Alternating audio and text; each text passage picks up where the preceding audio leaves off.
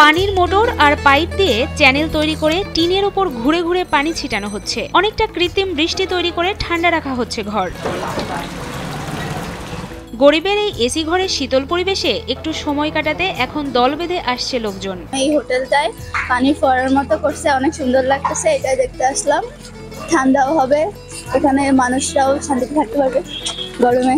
অভিনব পদ্ধতিতে কৃত্রিম বৃষ্টি আবিষ্কার করে হইচই ফেলে দিয়েছেন রবিউল ইসলাম নামের এক রেস্টুরেন্ট ব্যবসায়ী। গরম টিনের চাল বৃষ্টি হলে ঠান্ডা হয়, এই চিন্তা থেকেই কৃত্রিম বৃষ্টির ধারণাটি মাথায় আসে তার। এটা আমার প্রচন্ড গরমের কারণে এই টিনের ঘরের ভিতরে কাস্টমার আসতে চাইতো না, তা আমি টিন গরম হয়ে যেত, বৃষ্টি হলে টিন ঠান্ডা হয়ে যায়। তা সেই ধারণা থেকে টিউবওয়েলের ঠান্ডা পানি দিয়ে যদি টিনের উপরে দেওয়া যায় তাহলে টিন ঠান্ডা হবে, ঘরটা ঠান্ডা হয়ে যাবে, কাস্টমার গুলো সুন্দরভাবে খেতে পারবে, শান্তি পাবে। এই তীব্র গরমে ইট বালু সিমেন্টের ঘরেই যখন টেকা দেয়, তখন টিনের ঘরে বসে মানুষ গরমে সিদ্ধ হয়ে খাবার খেতে আসবে না। কিন্তু রেস্টুরেন্ট চালাতে হলে কাস্টমার লাগবেই, কারণ মানুষ চাই একটু প্রশান্তির ছোঁয়া। কাস্টমারদের আনাগোনার আগ্রহকে বৃদ্ধি করতে এই কৃত্রিম বৃষ্টির ব্যবস্থা করে জমে উঠেছে তার রেস্টুরেন্ট। আমাদের এখানে বাইরে প্রচন্ড গরম, কিন্তু ভিতরে এই করে পানির কারণে ঘরটা প্রচুর ঠান্ডা। এখানে খেয়ে খুবই শান্তি পাওয়া যাচ্ছে। টিনের চালের উপর কয়েকটি নজেল লাগিয়ে মোটরের সাহায্যে পানি উঠিয়ে কৃত্রিম উপায়ে বৃষ্টি তৈরি করাতে ঠান্ডা থাকে হোটেলের ভেতরের পরিবেশ।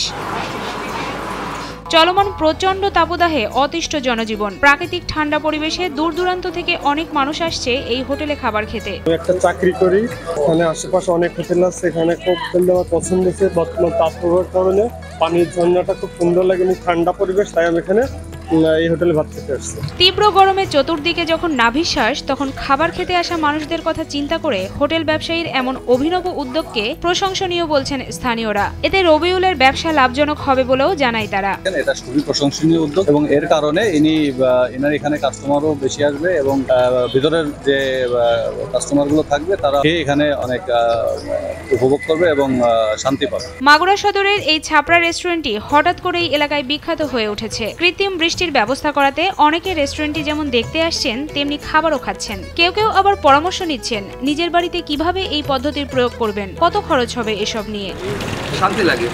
রেস্টুরেন্টের মালিক রবিউল ইসলাম বেশ আগ্রহ নিয়েই যেমন খাবার পরিবেশন করছেন, তেমনি সব প্রশ্নের উত্তরও দিচ্ছেন গর্ব নিয়ে। এটা করাতে আমার কিছুটা ভালো, কিছু কাস্টমারের উৎসাহ কারণ দেখার জন্য আসছে, আবার হোটেলও খাচ্ছে, শান্তি পাচ্ছে, আমরাও শান্তি পাচ্ছি।